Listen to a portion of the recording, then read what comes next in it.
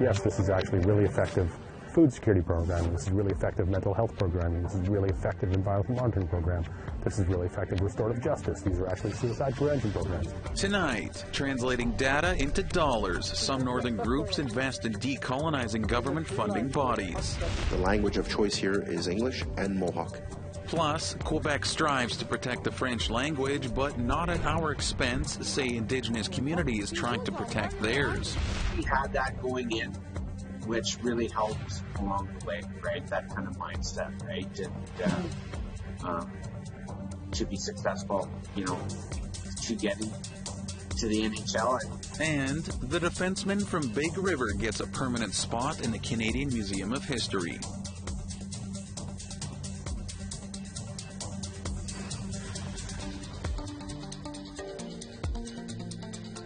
Good evening and welcome to APTN National News. I'm Daryl Stranger. The Thunder Bay Police Services Board announced late this afternoon Police Chief Sylvie Hoff is suspended effective immediately. In a statement, the board says the suspension is a result of the serious allegations brought forward by the Ontario Civilian Police Commission.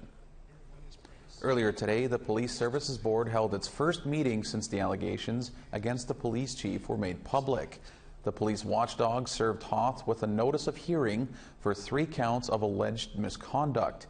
Hoth announced she would retire within a year from the embattled Thunder Bay Police Service the same day the allegations came forward. No date has been set for the hearing. The Police Services Board also set in motion the process for finding a new chief of police earlier in the day. Quebec's controversial language bill will be met with an Indigenous language protection bill. At least that's the promise by the province's Indigenous Affairs Minister. However, the Grand Chief of Ganawage is one of the most vocal opponents of Bill 96. She shared her reaction with Amelia Fournier. Kind of sounds like, you know, it's kind of a last-ditch effort now to appease Indigenous people. So says Grand Chief Gusanahawe Skydeer of Ganawage, just outside Montreal. She's reacting to Quebec's Indigenous Affairs Minister, Yann Lafrenière, who announced he's putting together an Indigenous Languages Protection Bill leading up to the province's October election. I'll be working over the next weeks, months with Indigenous communities to prepare a bill that will be protecting and promoting language and culture of First Nations. I think we were kind of looked at as still, well, there's an Indian problem and we need to, you know, go around them. But Skydeer says the damage has already been done. English-speaking First Nations and Inuit have been asking for an exemption from Bill 96 since it was introduced. It's an imposition, and, you know, I keep going back to our history and the way we say that we had treaty relations with people who came across the salt water, and that we would be equal, that, you know, people wouldn't be legislating over our affairs, they wouldn't be trying to control us. And we haven't seen, you know, that kind of coexistence, I'll say. But minor exceptions have already been made, like hiring 5 new police officers in Akwesasne with Quebec funds. Because we work in 2 provinces here, Quebec and Ontario, and even if we were in Quebec, we're sovereign. We will hire as we deem necessary. The language of choice here is English and Mohawk. However, Mohawk concerns over the preservation of Ganyageha go beyond their own communities. They're worried about the effects of the bill when students go to colleges, when they try to work outside of the community or access the justice system. We're already doing the work, you know, in the community. We have a lot of program and service delivery for those who want to learn the language. We have language nests, we have immersion schools. I mean, all of those could be beefed up in terms of resources. And so I don't necessarily think it's going to help protect externally. Unless, like I said, we have a full exemption. Despite her reservations, Skydeer, she is willing to consider what the government comes up with. After we lobbied pretty hard, I'll say, to try to get an exemption or a carve-out from Bill 96, because we felt, you know, our Indigenous languages should be paramount, you know, to us having to learn French. This is, I guess, a step in the right direction. Amelia Fournier, APTN National News, Ganawage, Quebec. Plans are moving ahead to build a new residence in South Ottawa. It will be for Inuit people from Nunavut who are in the city for medical appointments. The city's planning committee approved Larga Baffin's application last week, but as APTN's Fraser Needham reports, the local councillor and some residents remain opposed to the project. Larga Baffin wants to build a 350-bed facility in South Ottawa. The proposal calls for amending existing zoning rules to add 2 additional levels to the building. But a number of residents have voiced concerns about potential traffic impacts, changes to the look of the neighborhood, and other social concerns. Local councillor Diane Dean said these concerns are valid at last week's planning committee meeting. While the merit of this facility is acknowledged, it is not related to the land use planning, zoning, and potential site plan issues that we have focused on. Whether it be an application for Larga Baffin or a high-rise development in Kitchissippi Ward, it's critical that we allow residents to voice their legitimate planning concerns and not pass judgment or assume they have ulterior motives. Councillor Scott Moffat sits on the planning committee, and he says resident concerns are largely based on unsubstantiated fears of what the facility is for and who will be using it, rather than legitimate facts. It's the use, it's the perception of what the use is. There's this belief that if you bring a certain population to your community, that it's going to change your community, that there's going to be higher crime rates, that there's going to be these things. And these are, I mean, just as someone who represents people, it's offensive to hear these things, that they think that just because this one use is going to be in your community, that you're going to have all these negative impacts. Moffat says it tends to be only certain types of development proposals that face this type of resident pushback, such as applications for group homes or women's shelters. And I think it's the fear of the unknown. It's a stigma that's attached to certain type of facility, a certain segment of the population. It's wildly unfair. It usually comes from a point of privilege. It usually comes from a point of entitlement, and they are scared of things that they don't know, and they oppose it on that belief.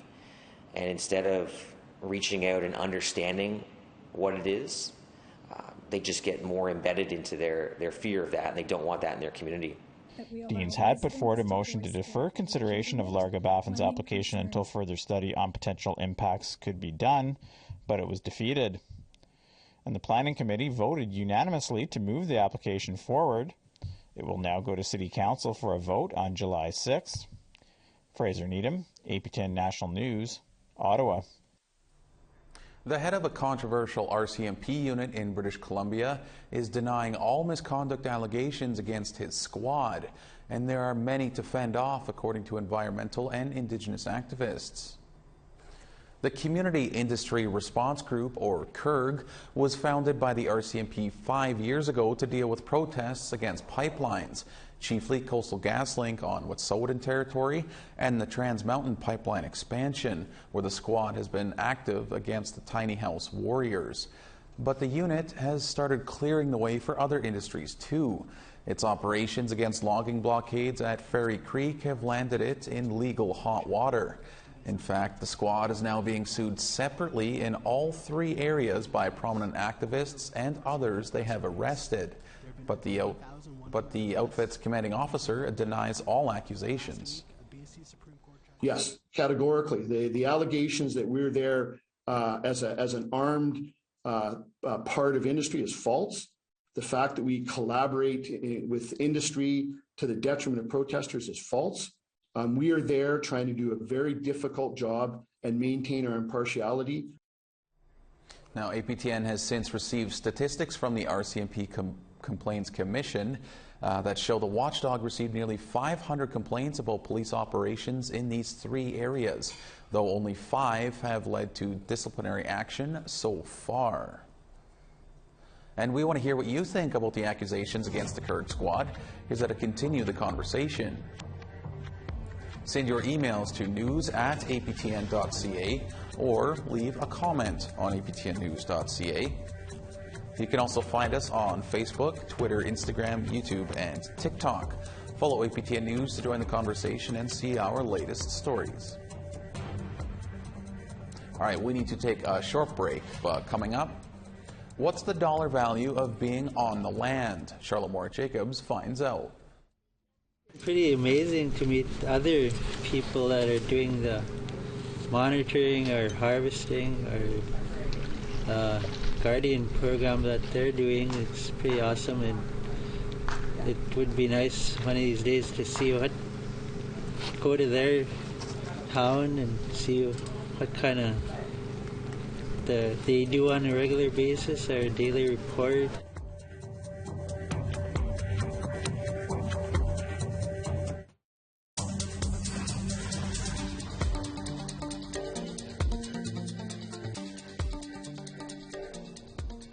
Welcome back to APTN National News. Governor General Mary Simon's first official visit to the Yukon has come to an end. As Sarah Connors tells us, the last days of her visit were focused on art and the importance of Northern education. Here's that story. My goodness, I know all of that's my cousin. It's not every day you recognize a familiar face in an art piece, but when you're an Enoch from Northern Quebec, it's not out of the realm of possibility.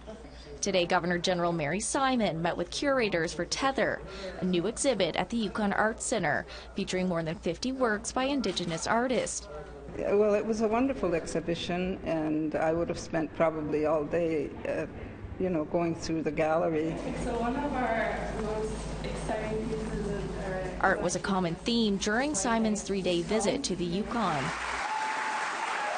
She was also the keynote speaker for the Arctic Arts Summit in Whitehorse, a conference intended by artists from across the Arctic and circumpolar region.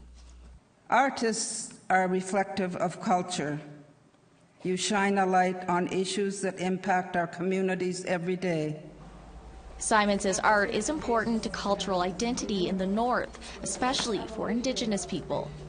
Art has always been a very important part of Indigenous culture, and it tells our stories and our ways of doing. Last but not least was a visit with students and faculty at Yukon University, Canada's first university north of 60. Simon learned about the university's Indigenous-led programs and viewed items made by students in the First Nations Arctic Certificate program. She says having a northern university is vital to delivering education with Indigenous values. For people to be getting a university degree based on that teaching is extremely important. I'm very proud of this program. I continue to support the program. Indigenous governance graduate Lisa Hutton says it was an honor to share details of the program with Simon. I think it was really nice. I think she's very personable. She asked really great questions. She listened to the stories that I think everybody was telling around the room. Simon's visit to the Yukon wraps up today. It's part of a larger initiative for her to visit each territory and province to meet with everyday Canadians. Sarah Connors, APTN National News, Whitehorse. How do you put a dollar sign on the benefits of being on the land? Our reporter Charlotte Moore-Jacobs speaks with several organizations in the Northwest Territories looking to report their findings in a way that attracts funders and policymakers. Here's that story. How many tissues? Indigenous groups in the North know the benefits from having full-time professionals working for their communities. But the reality, colonial governments don't always understand the return on investment, which results in piecemeal funding and no guarantee of longevity for these programs. That's why Northern Harvesters and Guardian Monitors are collaborating on how to improve their data collection and reporting in a way that translates to more territorial and federal dollars. For the bones in the fish head, they ate so much of it. Meet the Amangi Monitors, who help protect the lands and water from negative impacts that could happen from increased tourism and climate change from the newly permanent Nunavut to Tuktoyaktuk Highway. We record what we see, the tourism that was coming along the highway. We ended up talking to a lot of tourists in the summertime. I can't remember how many pamphlets we had out the first year, but we ran out of pamphlets because of tourism. Essentially, they do the jobs of highways, infrastructure, and Department of Lands. Before folks like Lenny Emahawk and Joshua Teddy started in 2018, there was little to no enforcement on fisheries in the area. Now they're learning from other land-based programs how to streamline their reporting systems. Pretty amazing to meet other people that are doing the monitoring or harvesting or guardian program that they're doing. It's pretty awesome, and it would be nice one of these days to see go to their town and see what kind of they do on a regular basis, or daily report, or The 4-day gathering is organized by Makeway, a national not-for-profit aimed at advancing community well-being. Typically, research or monitoring or education aren't done in these sort of land-based professional capacities, and it's looking at sort of flipping the narrative around, yes, this is actually really effective food security programming, this is really effective mental health programming, this is really effective environmental monitoring program, this is really effective restorative justice, these are actually suicide prevention programs, all that sort of thing. And that's not well understood outside of our communities. The goal is for Indigenous outdoor programs to better evaluate, calculate, and communicate their return on investment, to shift the status quo on where money and resources are allocated. For instance, Northerners know that the most nutritious food comes from the land and the water, but the biggest federal subsidies like Nutrition North are found in grocery stores and not in local harvesting programs. Local harvesting programs can be found here on the traditional lands of the Yellowknives Dene First Nation, with gathering host and participant Tchinta Bush University. As demand for programs like Tchinta grows, so do the needs for increased funding. Thanks to the gathering, Tchinta plans to create a dashboard of their data available anytime, anywhere. It is out there on social media, it is on our website, but to have this dashboard showcase all that all year round, any time of the year, we will have those numbers updated daily. And that's what I'm getting excited about, this database. Like, we can see it if we get a call from somebody or a community member or funders. It's already there calculating itself every day. That way we do the reporting. Charlotte Mort-Jacobs, APTN National News, Mackenzie Island. All right, we have to step aside for one final break, but still ahead, a new exhibit celebrates the hockey career of Jim Nielsen. Due to his, he had a challenging upbringing growing up in the orphanage, and that he was able to kind of overcome a lot of obstacles very young in his life to make it to the NHL and have a really long, successful career.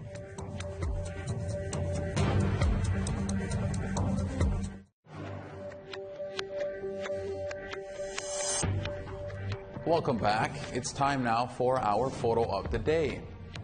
William and Cheyenne Hudson held their traditional wedding on June 21st in Manitoba on her uncle's property. Oh, what a beautiful photo that is, and congratulations to you both, and thank you so much for sharing that. If you want to be featured as our photo of the day, email your shot to share@aptn.ca. Now let's take a look at tomorrow's weather forecast. Over in the east, 24 in Charlottetown and 25 in Halifax. 26 and clear in Happy Valley Goose Bay, and 24 and clear in Cartwright. 18 and some rain in Val-d'Or, and 26 in Quebec City. 28 in Windsor, and 20 in Sault Ste. Marie. 16 degrees in sun in Wawa, and 22 in sun in Big Trout Lake. 14 in Churchill, and 15 in Puckawagan. Rain and 25 in Dauphin, and rain and 23 in Winnipeg. 28 in Estevan, and 22 in North Battleford.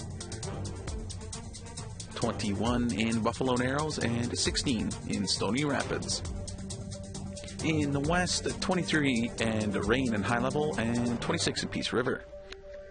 Rain and 19 in Edmonton, and 20 in rain in Calgary. 15 degrees and some rain in Tofino, and 21 in Bella Coola. Some showers and 17 in Sandspit, and 24 in Dees Lake. 25 degrees in Beaver Creek and 20 in Rock River. 24 in Norman Wells and 19 in Yellowknife. 22 in Fort McPherson and 20 in Nunavut. 11 degrees in Cambridge Bay and 9 in Baker Lake. 8 degrees in Resolute and 11 in Iqaluit.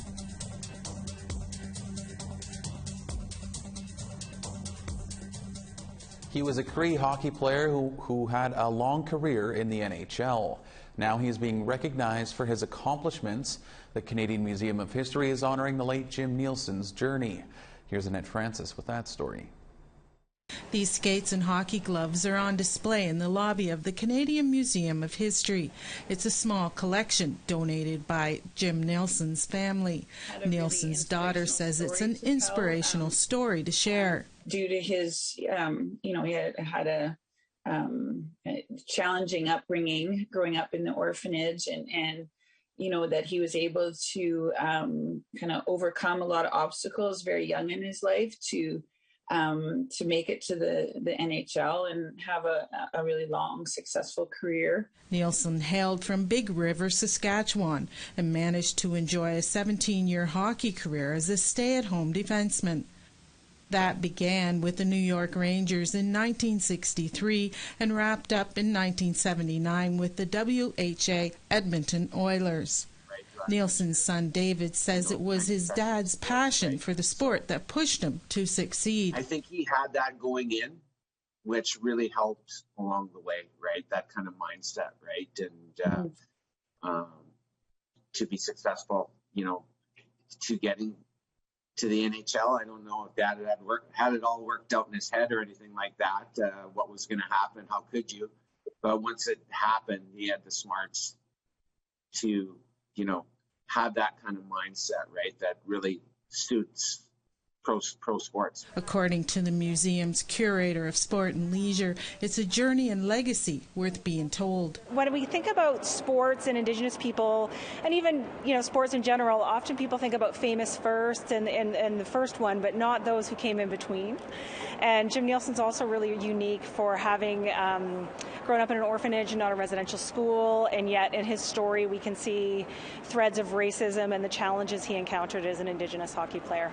The collection will be on display here at the museum until October 1st. Annette Francis, APTN National News, Gatineau. The Manitoba Arts Council has announced the winner of this year's Award of Distinction. The award is given every 2 years to an arts professional in recognition of the highest level of artistic excellence in Manitoba. Dana Warren, spent the last decade as director and curator for Urban Shaman Art Gallery in Winnipeg, supporting Indigenous artists.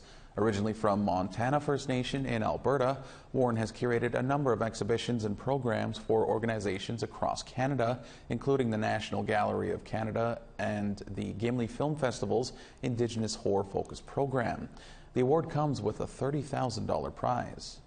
It was so incredible and such an honor. So I'm coming off the heels of Alan Gray Eyes, who received it before I did. So I think that's a huge honor because he is so well known and does so much incredible work in Winnipeg. All right, that's all we have for you tonight on APTN National News. I'm Daryl Stranger. Thank you for joining us and have a great night.